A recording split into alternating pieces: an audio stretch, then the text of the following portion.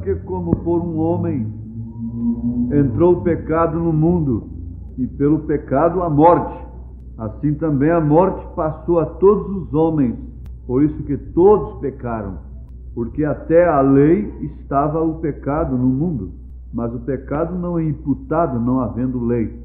No entanto, a morte reinou desde Adão até Moisés, até sobre aqueles que não pecaram, à semelhança da transgressão de Adão, o qual é a figura daquele que havia de vir. Mas não é assim o dom gratuito como a ofensa, porque se pela ofensa de um morreram muitos, muito mais a graça de Deus e o dom pela graça que é de um só homem, Jesus Cristo, abundou sobre muitos. E não foi assim o dom como a ofensa, por um só que pecou. Porque o juízo veio de uma só ofensa, na verdade, para a condenação. Mas o dom gratuito veio de muitas ofensas para a justificação.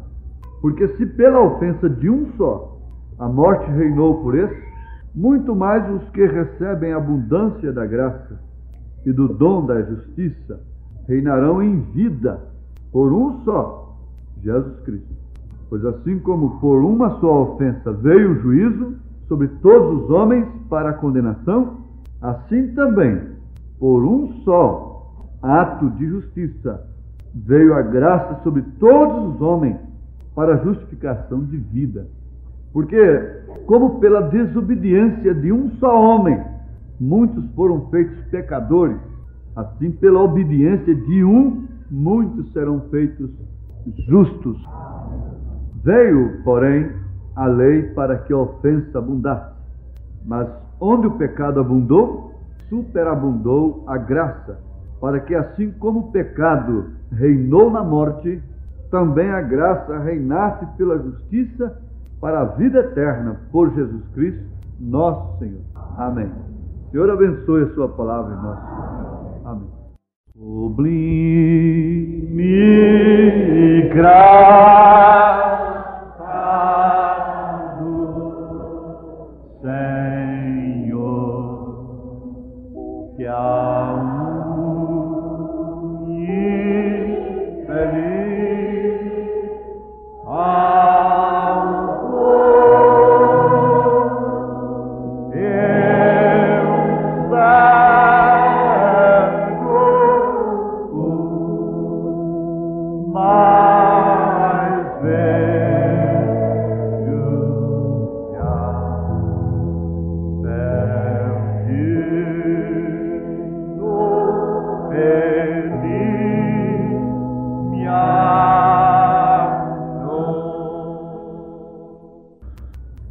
desejei que Deus estivesse assim conosco uma noite de cura divina, de que Ele manifestasse sim seu poder curador sobre algumas pessoas.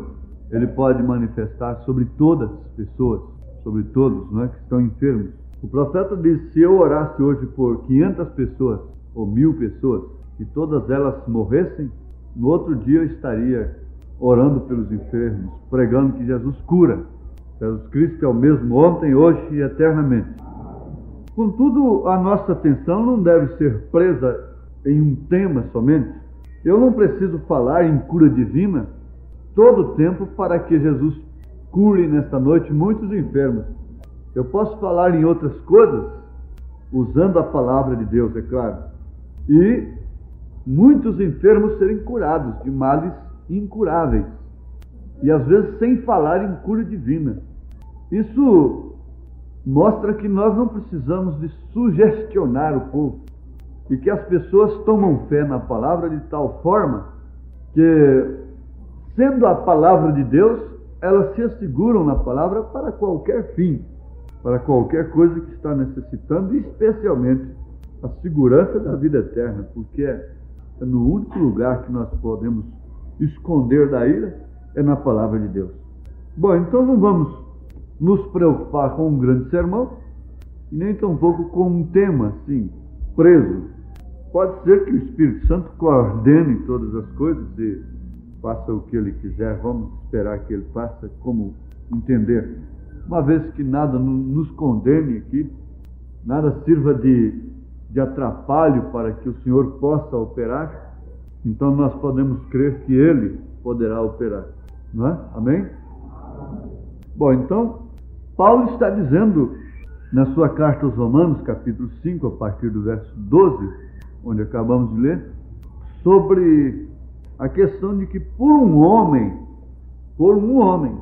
vieram o pecado e a morte, através de um homem. Mas também por um homem veio a graça, que superabundou o pecado. Por um homem veio o pecado e a morte.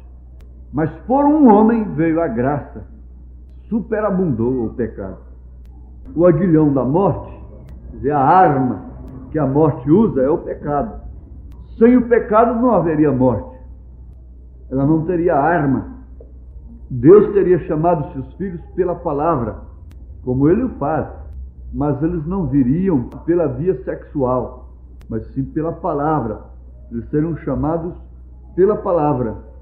Mas, conforme nós já aprendemos, o Senhor permitiu a queda para expressar os seus atributos de Deus, de Salvador. Ele não podia ser curador se não houvesse enfermidade. O médico pode cuidar da pessoa ali, mas ali tem que haver uma intervenção divina. Nenhuma semente poderia brotar se Deus não estivesse nela, se a vida não estiver ali. O arroz não poderia brotar onde há vida. Então aquilo ali, para cicatrizar, depende de Deus. Caso contrário, nunca vai cicatrizar. Deus está na medicina. Eu já visto que lá na medicina tem um símbolo daquilo que aconteceu lá no deserto, uma serpente numa haste. E como Moisés levantou a serpente lá no deserto, e a medicina tomou esse símbolo. Porque todas as pessoas que olhavam para aquela serpente de metal que foi levantada, sob a orientação de Deus, eram curadas.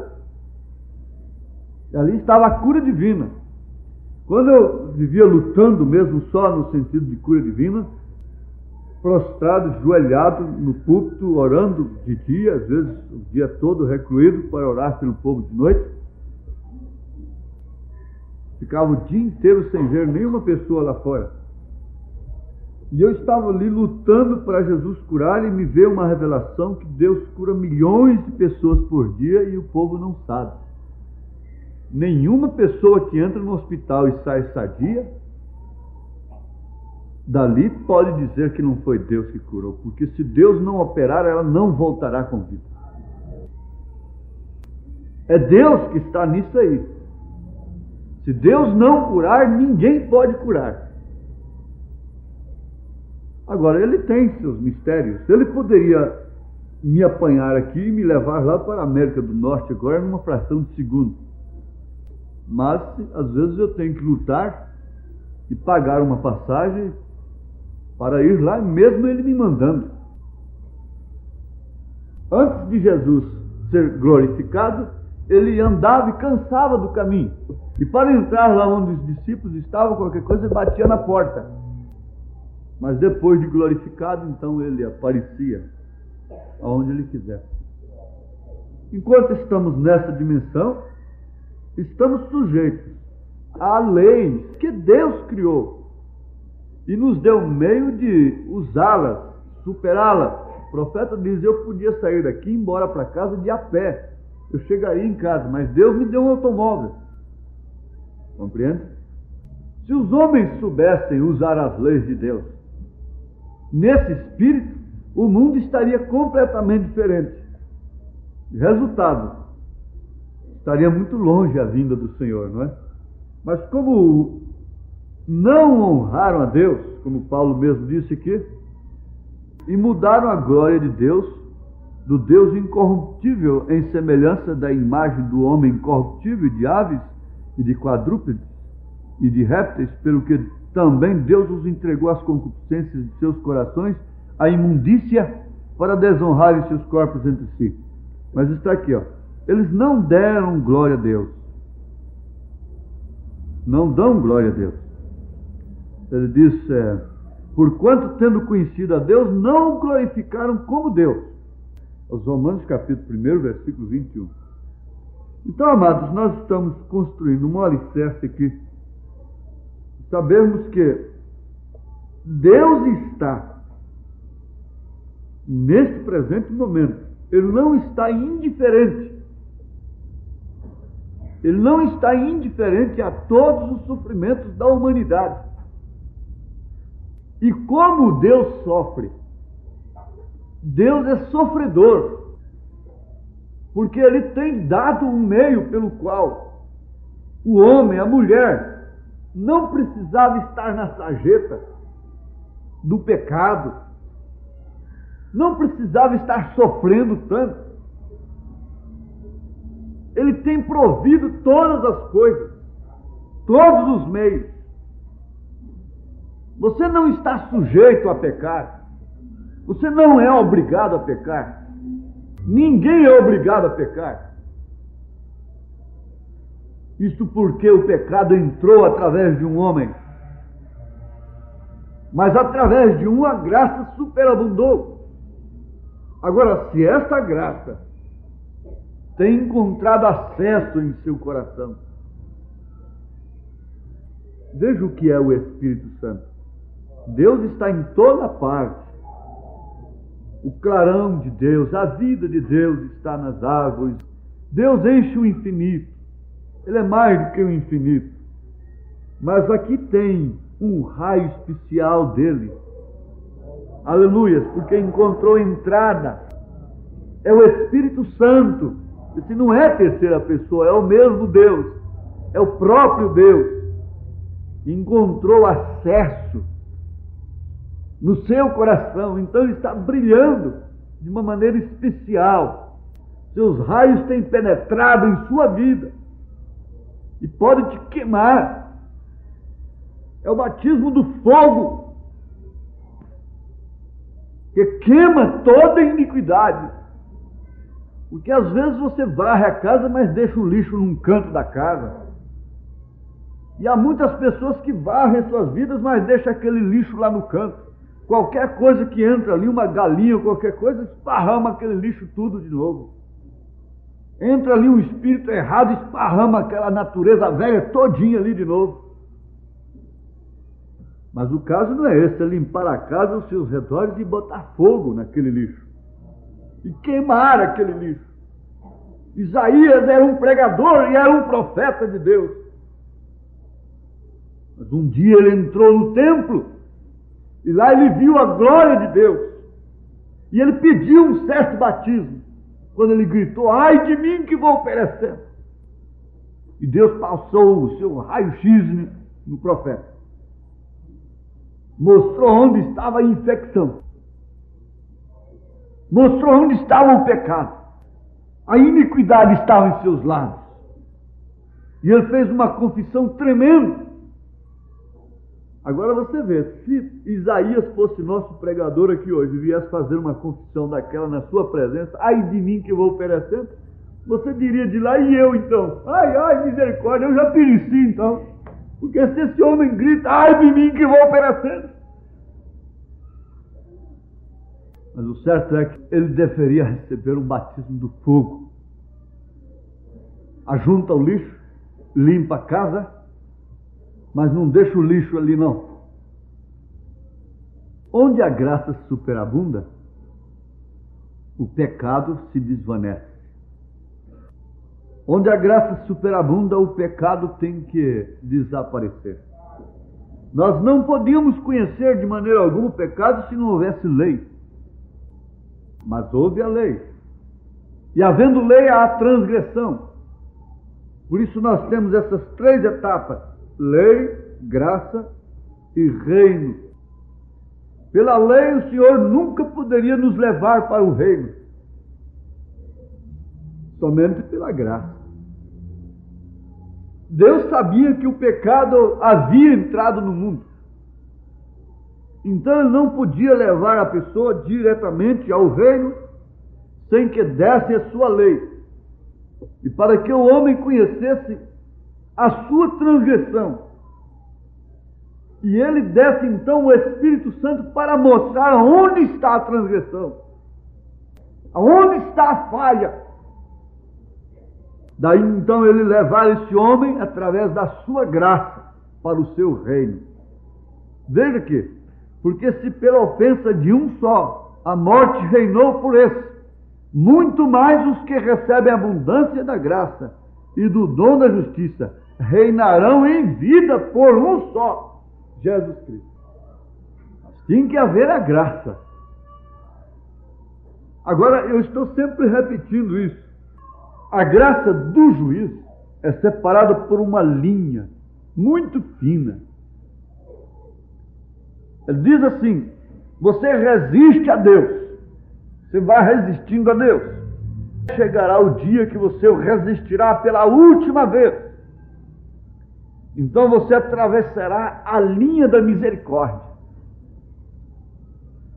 E quando atravessa a linha da misericórdia, não há choro, não há grito, não há coisa alguma.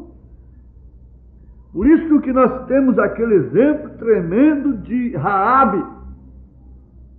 Ela pediu misericórdia, alcançou a misericórdia e ficou debaixo da misericórdia. Não saiu de debaixo da misericórdia. Agora, quantos de nós às vezes fazemos tal aventura? Quando essa moça sujeita aquele namoro mundano, você fica sabendo, você está saindo de debaixo da misericórdia. Quando aquele moço arrisca e se expõe, vai até a fronteira, ele está se expondo. Ele está indo ali e saindo debaixo do cordão da misericórdia. E você não poderá nem sequer culpar o diabo, porque você tem toda a ordem e conduta da vida cristã. A lei te mostra, porque ela está nas tábuas do seu coração, o que é certo e o que é errado. Ninguém pode, de maneira alguma, alegar ignorância. Você sabe perfeitamente que cortar o seu cabelo sendo uma mulher, isso é um pecado que atrai desgraça sobre a pessoa. Você sabe perfeitamente o que significa sair de debaixo da misericórdia. Então foi o que eu perguntei: quem gostaria de ser Raabe antes de Jericó ser sacudida? Jericó estava protegida, na verdade, por muros intransponíveis. Aqueles muros puderam, na verdade, proteger a cidade, mas até o dia que Deus falou. Somente até o dia que Deus falou. O homem pode arranjar proteção para si, para a sua consciência, para as suas mentiras, para os seus meios enganosos, pecaminosos. E pode fazer muralhas de credos e dogmas que estão aí aos montões, cauterizando as consciências. Mas chega o momento que essas muralhas, essas cercas, essas defesas não resolverão. Nunca se defenda pela mentira. Nunca procure defender-se a si mesma, a si mesmo. Nunca procure defender a sua consciência com uma coisa que não é certa, porque isso ruirá. Nós podemos formar uma cerca muito boa e camuflar. Você sabe, o crime não compensa. E eles cometem um crime, escondem da melhor maneira que podem fazer e acham que isso aqui nunca será descoberto. Um dia aquilo é descoberto. Mas eu quero pensar numa coisa tremenda aqui, né? O profeta diz na mensagem Fé Perfeita, ele diz assim: eu tenho ali em casa um cartucho que carreguei à mão. Eu sei exatamente o que essa bala pode fazer, segundo todos os dados, como a palavra. Porém, tenho que disparar o rifle. O fogo tem que chegar à pólvora, a qual tenho poder, porém necessita do fogo para disparar. É a mesma coisa, a pólvora está no cartucho, porém se necessita de fé para carregá-lo e dispará-lo. Se necessita disso, a fé perfeita para incendiar o poder do Espírito Santo, o qual agora temos desde que ele veio sobre nós. Necessitamos da fé para incendiar para ver grandes coisas. Fé é algo que se apresenta a você. Quantos têm a Bíblia Sagrada? Levantem-na, por favor. Não sei se a gente poderia chamar isso de um simples cartucho. Mas vamos dizer que isso seja um míssil atômico mesmo, uma coisa tremenda, assim, de um poder superatômico. Isso é que você tem. Não na sua mão apenas, não é? Como cristão que é, mas no seu coração. Davi disse: eu guardei a tua palavra no meu coração para não pecar contra ti. Então ele falou que ele tinha um cartucho ali. Agora, que cartucho é esse? Ele diz: é a palavra. Então você tem essa arma através deste conhecimento. Que o pecado veio através de um homem, a lei veio e mostrou a transgressão, e logo a graça superabundou. Você tem um cartucho, então, certo e absoluto contra o pecado. Você tem uma arma infalível contra o pecado, que nesse caso é o único inimigo do homem. É o único pelo qual a morte pode operar. Então você tem a palavra de Deus, você tem o cartucho, mas precisa fé para detonar esse cartucho. Na palavra você tem sua cura, na palavra você tem sua salvação, na palavra você tem sua redenção, na palavra você tem todo o reduto que uma pessoa possa contar e esperar aqui na terra. O incrédulo diz: bom, vamos ver se a palavra vai encher barriga. Sim, a palavra cuida de nós. Aleluia. E não é só de pão que viverá o homem, mas sim da palavra que sai da boca de Deus. Você tem esse poder. Esse poder está na igreja de Jesus. Deus deu para ela a melhor coisa que Ele poderia dar. Se hoje Deus descesse aqui em pessoa, Jesus viesse aqui agora, te desse a oportunidade de você pedir para Ele qualquer coisa, peça. O que você pedir, eu lhe darei. O que é que você pediria agora? Você pode pensar um pouquinho? O que é que você pediria agora? O Espírito nos faz lembrar que o profeta desta era entrou na casa de uma irmã. Ele comia ali um sanduíche, sempre com aqueles irmãos que o acompanhavam naturalmente. E ela era uma viúva, tinha uma irmã que era paralítica, estava numa cadeira de roda, e lá estavam também 2 filhos que eram descrentes. E o profeta de Deus estava contando para aquela irmã que aquelas coisas tão maravilhosas dos esquilos que Deus mandou ele falar, e o esquilo apareceu, ele matou, derramou sangue. A visão não derrama sangue. Então aquilo foi criação pela palavra. E quando ela creu naquilo, ela disse: eu creio. O Espírito de Deus veio. Você veja, quando se está falando das coisas de Deus e você crê naquilo, o Espírito de Deus vem, e fé atrai fé, e temperança chama temperança, paciência chama paciência, uma coisa chama outra. Isso, Deus pode fazer explodir aqui uma série de trovões nesta noite. Os irmãos compreendem? Eu não quero falar de uma emoção, eu estou falando de coisas reais, verdadeiras. Então, quando ela creu, aquilo explodiu, o trovão.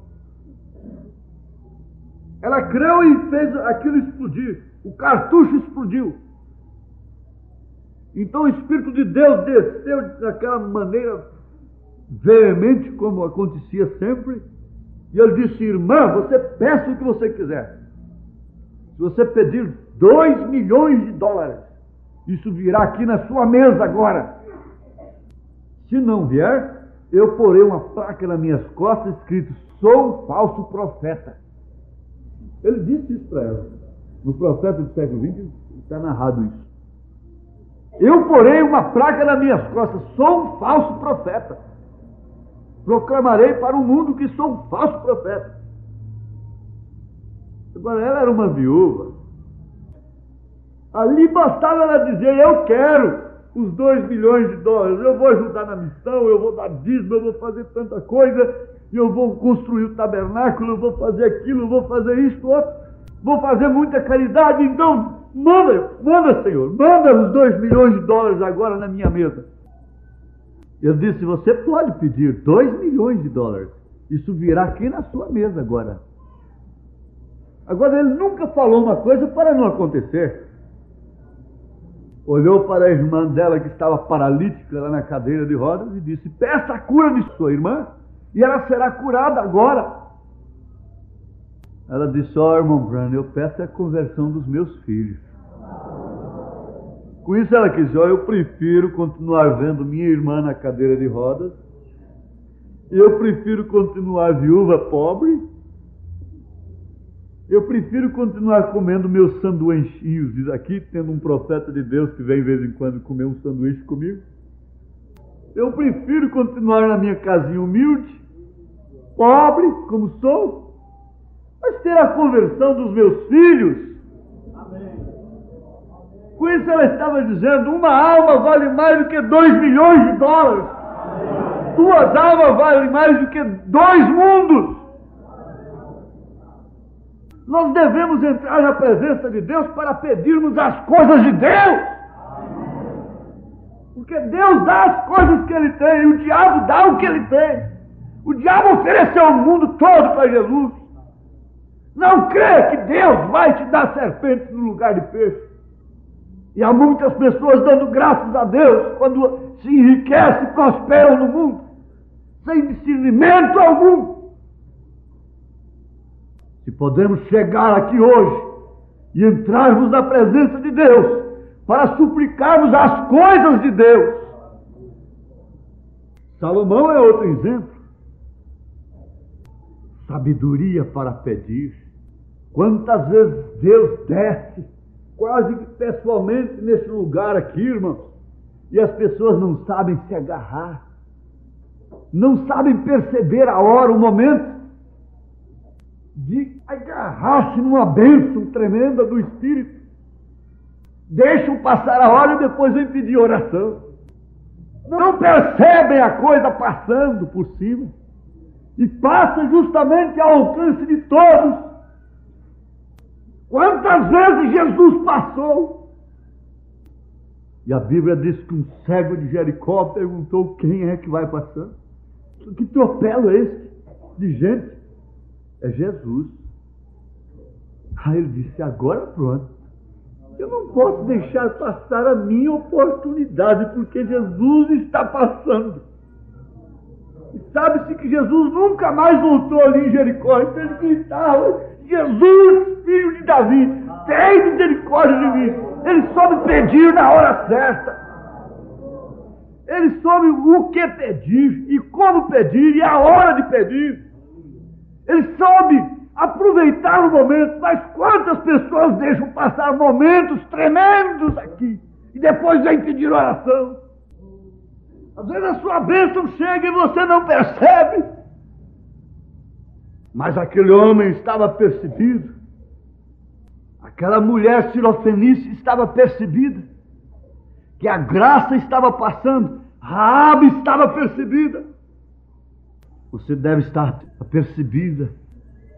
Porque ele virá numa hora em que ninguém pensa. Porque os irmãos sabem, pelos sentidos as pessoas querem basear a fé pelos sentidos. Então, quando eu sentir, eu pego isso. Quando eu ver, quando eu apalpar, quando eu pegar. Isso não se trata da fé da noiva de Cristo. Isso não é fé de filhos de Abraão. A graça vai passando. O tempo vai chegando. Os momentos vão passando. E há momento para tudo. Há tempo para chorar e para rir. Mas as pessoas sem revelação do Espírito Santo choram na hora que deveria rir e sorrir na hora que deveria estar chorando. porque elas não conhecem o tempo das coisas. Agora, o que eu quero é isso, que o Senhor se compadeça de nós. E Ele não está nos advertindo destas coisas à toa. Às vezes é hora de você estar chorando, você está rindo. E às vezes é hora de você estar rindo, você está chorando. Tudo por falta de revelação do momento e da hora em que está vivendo. A hora é própria para quê? O momento em que estamos vivendo é oportuno. O que se trata nesse instante? Qual é a coqueluche da música popular moderna de hoje? O que é que está no auge? E o mundo sabe o tempo de todas as coisas. Só o Espírito Santo é o doador da divina revelação de Cristo. Assim tem sido por todas as eras. Estou lendo o Cristo Mistério Deus Revelado, 149, e no 151 ele diz assim: João não o haveria conhecido se o Espírito Santo não o houvesse apontado. Quantos esperavam o Messias? E o Messias passou para lá e para cá, para lá e para cá, para lá e para cá, para lá e para cá. E eles discutiram acerca do Messias. Muitos falaram bem daquele homem, mas continuaram esperando o Messias. Muitos choraram em suas reuniões, mas continuaram esperando o Messias. Não somente os que perseguiram, há uma outra classe que até chorava em suas reuniões. E dizia: Deus tem levantado um grande profeta, mas não sabia que ali estava o Messias. Mas João, sendo um profeta de Deus, tendo o Espírito Santo desde o ventre de sua mãe, não podia de maneira alguma passar por despercebido, porque o próprio Deus havia se encarregado, está encarregado de mostrar aos seus filhos o tempo e a hora e a manifestação de todas as coisas. Quando ele estava na barriga de Isabel, ele conheceu o Messias, quando o Messias ainda estava no ventre de Maria, porque ele foi cheio do Espírito Santo desde o ventre de sua mãe. E a Bíblia diz que Isabel se aproximou de Maria e logo Isabel cantou, glorificou a Deus, que ali estava chegando a mãe do grande rei, do Salvador, porque o menino pulou na minha barriga. A ciência diria: isso é natural. Quantas crianças mexem hoje na barriga? Mas ela diria: isso aqui foi diferente. Isso aqui foi uma alegria que ele teve. Uma alegria do Espírito Santo dentro do meu ventre. E ali Isabel profetizou justamente o que estava acontecendo. João não o haveria conhecido se o Espírito Santo não o houvesse apontado. Vê você como Deus esconde seu mistério dos olhos dos mestres e eloquentes? Quem era João? Que currículo tinha São João? De qual igreja ele tinha vindo? De qual seminário? De qual monastério? Qual era o diploma de João? E a Bíblia diz assim: sendo Anás e Caifás sumos sacerdotes, vejam só, sumos teólogos, sumos sacerdotes, sumos reverendos do dia, veio no deserto a palavra de Deus a João, filho de Zacarias. Por que a Bíblia fez questão de narrar isso aqui? Sendo Caifás e Anás sumos sacerdotes, a palavra de Deus veio a João no deserto. João sabia pelo Espírito Santo quem era Jesus. Quantos ficaram sabendo quem era Jesus? Mas João sabia de uma maneira diferente. João sabia por indicação do próprio Deus. Se você tem isto no seu coração, se você tem isto na sua alma, certeza de que o doador da sua revelação é o Espírito Santo, fique sabendo, irmã, fique sabendo, irmão, nenhuma hora de Deus, momento de Deus, acontecimento de Deus passará por despercebido a você. Não tem jeito. Eu vi um aparelho que eles acusam em sistema de ar-condicionado se está vazando ou não. Então eles vão passando aquele aparelhozinho, tipo de um revólver, pela tubulação. E aonde está vazando o gás, aquele revólverzinho dispara um alarde, dá um alarde. Não deixa passar despercebido. Dá um alarde. Você tem um vigia dia e noite. Você tem um vigia de Deus em sua vida. Você tem um guarda noturno, diurno, ininterrupto. Você tem um soldado dentro de você. Você tem o Espírito Santo. E ele não deixa de maneira alguma, nenhum momento, passar por despercebido. Tudo que está relacionado com a noiva, o noivo sussurra em seu ouvido. Tudo que ele quer dela, ele vem e fala a ela. Ele não está privado disso. Quando quiseram detê-lo dentro de denominações, dentro de cerca, ele disse: não, aqui eu não fico. Eu preciso de um povo a quem eu possa falar. Eu preciso de uma noiva a quem eu possa falar. Você é uma pessoa a quem Deus pode falar, a quem Deus pode corrigir, com quem Deus pode tratar. Amém. Veja só, o Espírito Santo pode nos mostrar o que é Cristo para nós nessa graça. Tenho uma curta história na mente que vou contar-lhes. Li uma vez de um livro. Não estou seguro se este é o título, porém creio que foi o declínio da Primeira Guerra Mundial. Os soldados americanos estavam no solo por causa do fogo das metralhadoras alemãs. Vocês, os que têm sido soldados, sabem o que é uma patrulha de reconhecimento. Eles já estavam escassos de munições e os alemães se aproximavam passo a passo. Sabiam que se não recebessem reforços, seriam exterminados pelo inimigo. Porém, um dos soldados recordou que tinha consigo uma pomba que era sua mascote. Sabia que ela era capaz de chegar aos quartéis generais com uma mensagem. Assim sendo, escreveram esta mensagem: estamos sitiados por forças alemãs.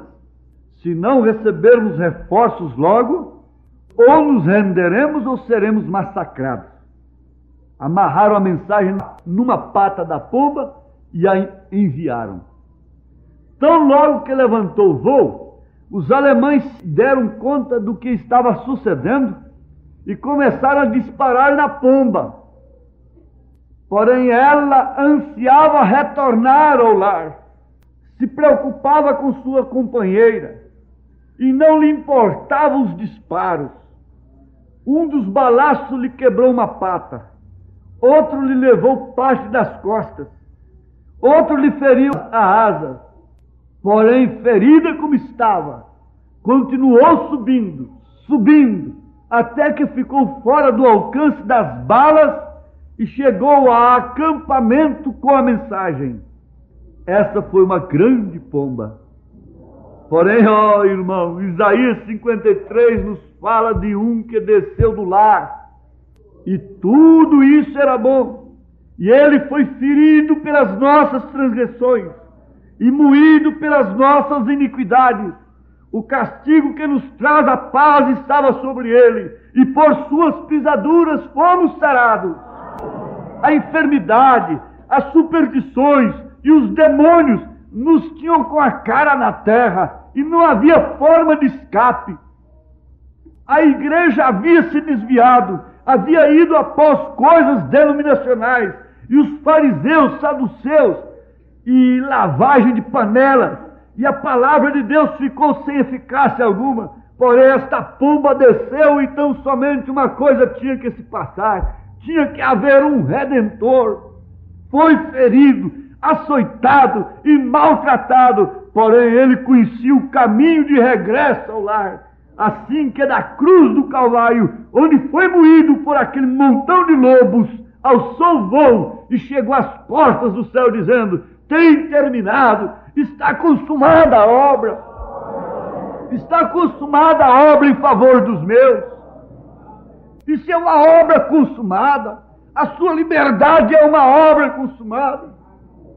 As nossas casas estão virando farmácias, montões de remédio dentro das caixas, nas prateleiras, está amontoando cada dia. Eu não estou contra o medicamento, mas as pessoas se oprimem por remédios.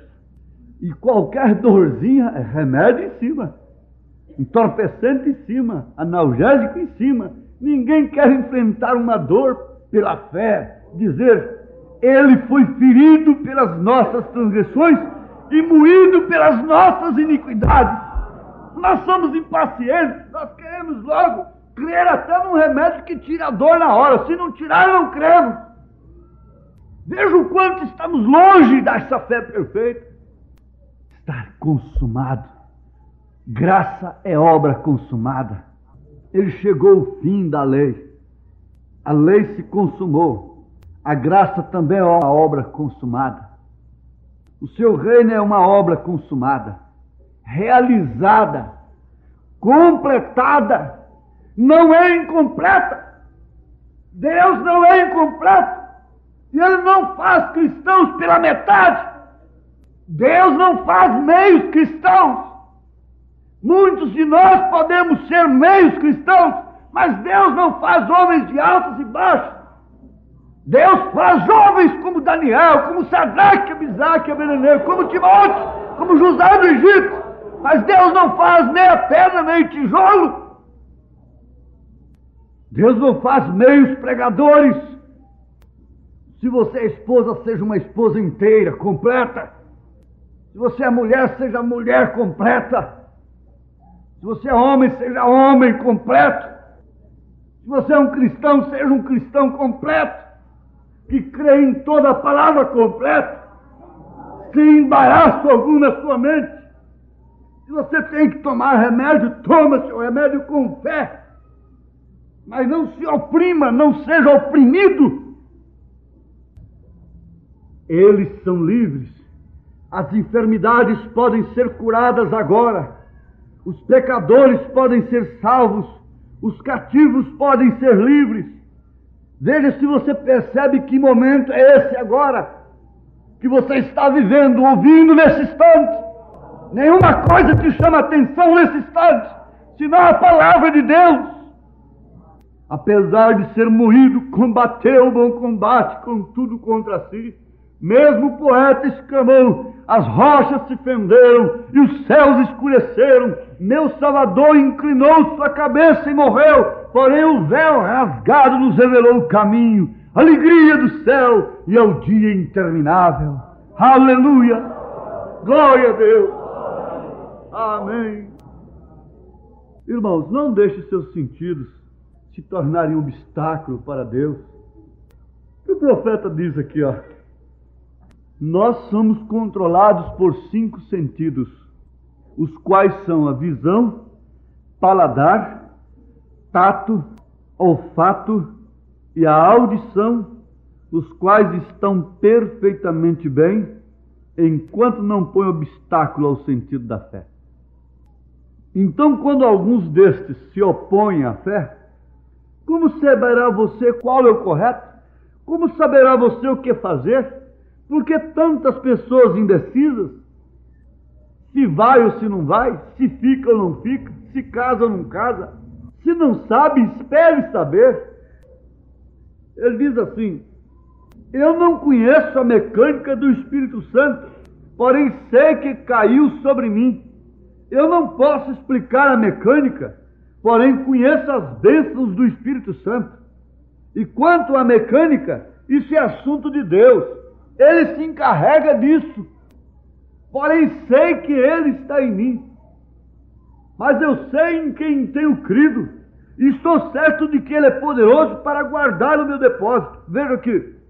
Então, quando alguém destes se opõe à fé, alguns desses sentidos, como saberá você qual é o correto? É o seu sentido ou é a fé? Você vai agir pelo sentido ou pela fé? Porque quando o sentido combina com a fé, você não tem dificuldade nenhuma. Mas quando o seu sentido choca com a fé, qual dos dois você vai atender? Daí então a luta, a desconfiança, a incerteza, a insegurança. E logo, se a sua fé está contrária à palavra, ou seja, que você assim pensa que é, então a verdade é que você não tem fé. O que tem é uma crença manufaturada, tem é uma jactância em seus sentidos, de uma tremenda educação que tem acumulado ou algo deste estilo. Porém, quando você se afasta de tudo isso e depende completamente da fé, então a fé pode ser edificada sobre a palavra de Deus, ou seja, a fé correta. Um médico uma vez me disse: Billy, eu creio que se tu disseres a essas pessoas que passem por ali e toquem a esse poste ou naquela árvore, e eles creem que por isso vão ser curados, creio que certamente sarariam igual. O médico disse que assim como ele curava em nome de Jesus, então que se ele mandasse a pessoa tocar numa árvore, num poste, elas seriam curadas do mesmo jeito. Mas vamos ver a resposta do profeta. Eles sabem que não há força nem virtude nesse poste. Porém, qualquer homem que tenha sua mente bem balanceada, saberá que esta é a palavra do Deus vivente e pode basear sua fé sobre ela, sabendo que é assim diz o Senhor. E se algo é contrário a isto, então simplesmente não creio em meus sentidos. Não, Senhor, tem que deixá-los à parte e guiar-se por meio do outro sentido, o sentido da fé.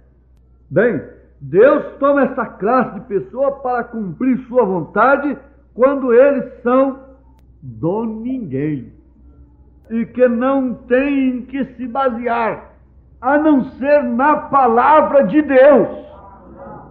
Quando não se tem recursos, quando não se tem escapes, quando não se tem meios próprios, ainda que dispondo deles, diz: eu dependo de Deus.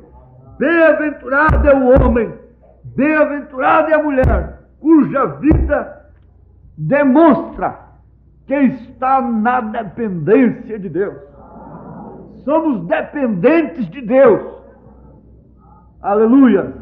Todos que saíram para uma vida de missão árdua, difícil, seja o que fosse, eles saíram na dependência de Deus. Quando eles saíram errantes, formando assim a galeria dos heróis da fé, eles não saíram com esperança de retornarem para os seus. Eles saíram decididos. Quando o astronauta vai se preparar, ele fica tomando alimentação 30 dias antes, conforme a alimentação que ele vai tomar nos dias que ele estivesse lá na Lua.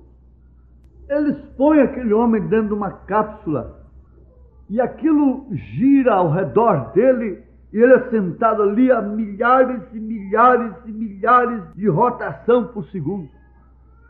Ele faz teste de saúde completo. A família assina termos, ele assina termos de responsabilidade, ele despede de sua família, porque ele vai numa missão que provavelmente não lhe permitirá voltar à Terra. O astronauta sai assim, não é qualquer pessoa, ele tem que ser sadio, ele tem que ter pressão boa, ele tem que ter um sistema cardíaco perfeito, bom. E ele começa a comer, alimentar desde antes, 30 dias no mínimo, para depois lá em cima, ele não estranhar a comida que ele levou, própria para ele comer ali. Ele já fica recluído tantos dias antes para se ambientar. Eles vão formando ambiente para ele, inclusive da alimentação. E tem outra coisa, não é um comum como um motorista qualquer, como um aviador qualquer. O astronauta é um cientista do espaço. Agora eu pergunto, o que é esse povo de Deus? Vós sois astronautas de Deus.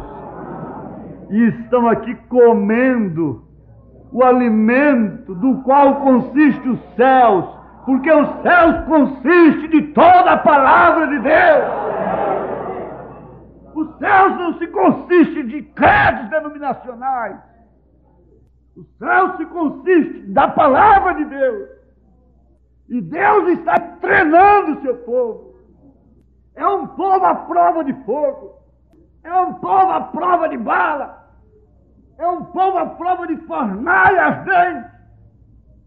Que vestes puseram os 3 moços para serem lançados na fornalha? Eles estavam revestidos de Deus. Não pensem vocês, jovens. Não pensem vocês, homens, mulheres, que poderão vencer essa fornalha ardente de Satanás sem se revestirem com a fé perfeita, com a roupagem de Deus. Deus tem nos dado a sua roupagem. Deus tem nos dado o seu uniforme de cristãos. Sob a sua graça temos resistido ao diabo. Temos resistido às tribulações, às aflições, que não são para comparar com a glória futura que há em Cristo Jesus.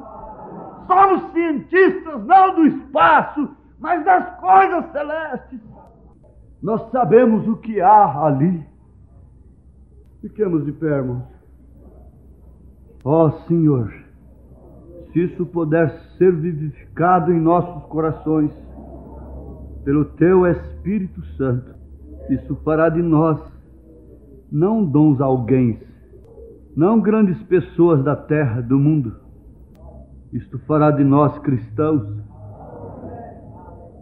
A Tua palavra não pode fazer outra coisa senão cristãos.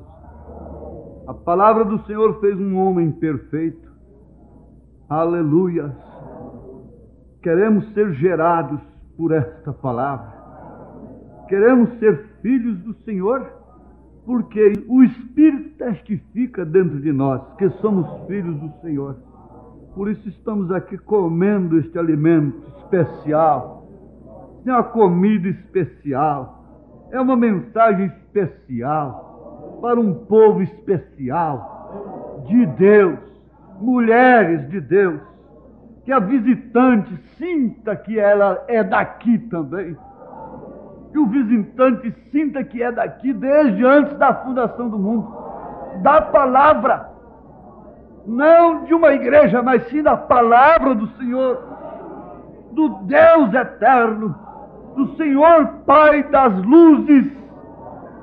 Ai dos espíritos que habitam em luz inacessível. Que habitam nesta luz inacessível. Oh, glórias a Deus! Toma, meu Senhor, o Teu povo em Tuas mãos. Oh, Deus, implanta em nós o caráter de Cristo, a definição de Jesus. Ensina-nos a distinguir a fé verdadeira de uma fé mental, manufaturada apenas. Toma os enfermos nas Tuas mãos, cura os doentes, dá um sinal da Tua presença, Senhor. Mostra, Senhor Deus, ó Jesus, que Tu és o mesmo ontem e hoje eternamente.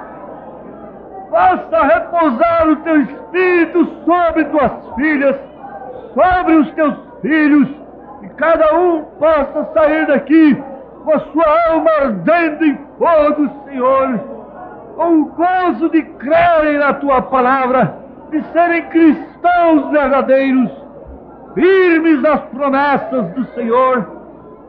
Toma estas crianças, desde aquelas que estão nos ventres, toma os meninos, as meninas, toma as moças e os moços nas Tuas mãos, toma as mulheres e os homens, toma esse ministério, toma esse diaconato, toma todos os pastores espalhados por essa terra, toma os Teus filhos nas Tuas mãos, introduz esse poder tremendo do Teu Espírito, Senhor. Fala aos nossos corações constantemente, ensina-nos a discernir a hora de rir, a hora de chorar, a hora de orar, a hora para todas as coisas, Senhor, em nome de Jesus. dá discernimento para os teus filhos. Pela tua graça nós te suplicamos. Amém, Senhor. Aleluias. Glórias a Deus. Aleluias. Toma, ó Deus, os que vão usar essas peças de roupa e cura-os pelo teu poder, o poder da tua palavra. Sim, meu Pai, também os pedidos de oração que estão escritos no livro de oração e também bilhetes pedindo oração, e as pessoas que são representadas por outras aqui sejam alcançadas pela tua misericórdia. É o nosso pedido nesta noite, no nome santo do teu Filho Jesus. Amém, Senhor. Amém. Aleluia. Glória a Deus. Cristo vive em mim. Cristo vive em mim. O poder da morte vencido está, porque Cristo vive em mim. Cristo vive em mim. Cristo vive em mim. O poder da morte vencido está, porque Cristo vive em mim. Como Jesus Cristo orava e amava, assim quero eu orar e amar. Como Jesus Cristo orava e amava, assim quero eu orar e amar. Cristo vive em mim. Se Cristo vive em você, cante. O poder da morte vencido está.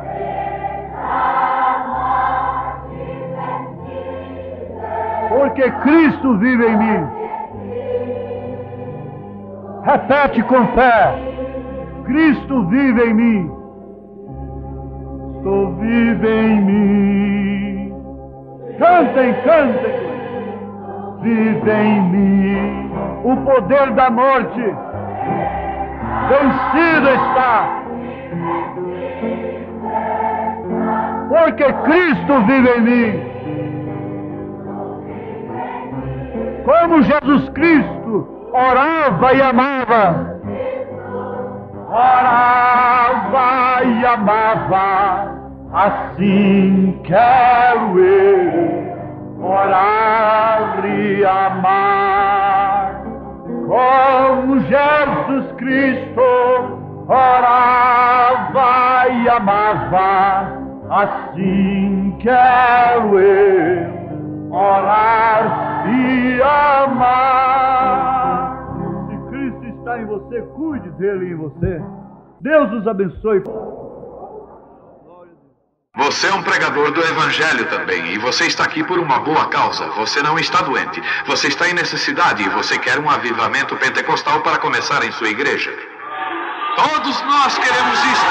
Vamos todos ficar de pé por um avivamento pentecostal. Deus Todo-Poderoso que criou os céus e a terra, eu peço que todos os poderes dos demônios deste recinto sejam quebrados. O poder de Jesus Cristo seja manifesto, Senhor. Nós não estamos derrotados. Satanás, eu te ordeno no nome do Senhor Jesus Cristo, sai deste povo. Ponham-se de pé, vocês aleijados nas cadeiras de rodas. Deem glória a Ele, todos vocês.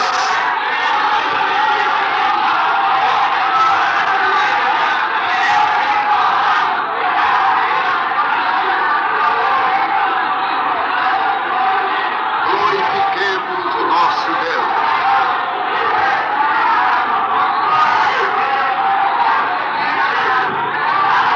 Aleluia.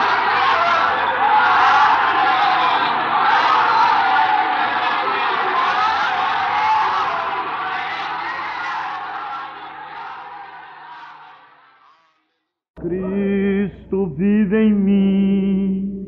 Cristo vive em mim.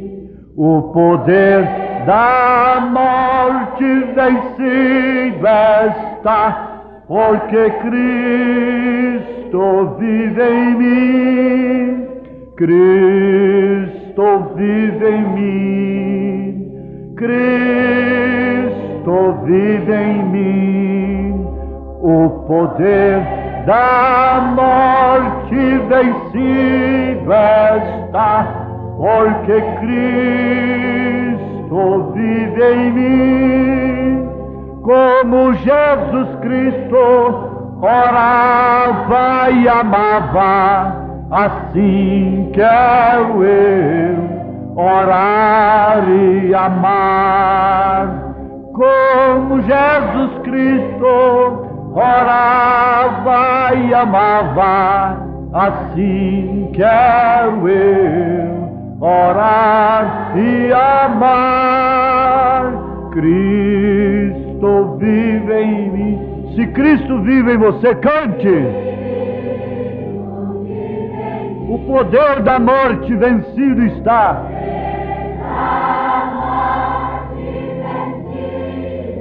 Porque Cristo vive em mim. Repete com fé. Cristo vive em mim. Cristo vive em mim. Cantem, cantem. Vive em mim. O poder da morte vencido está. Porque Cristo vive em mim. Como Jesus Cristo orava e amava. Orava e amava, assim quero eu orar e amar. Como Jesus Cristo orava e amava, assim quero eu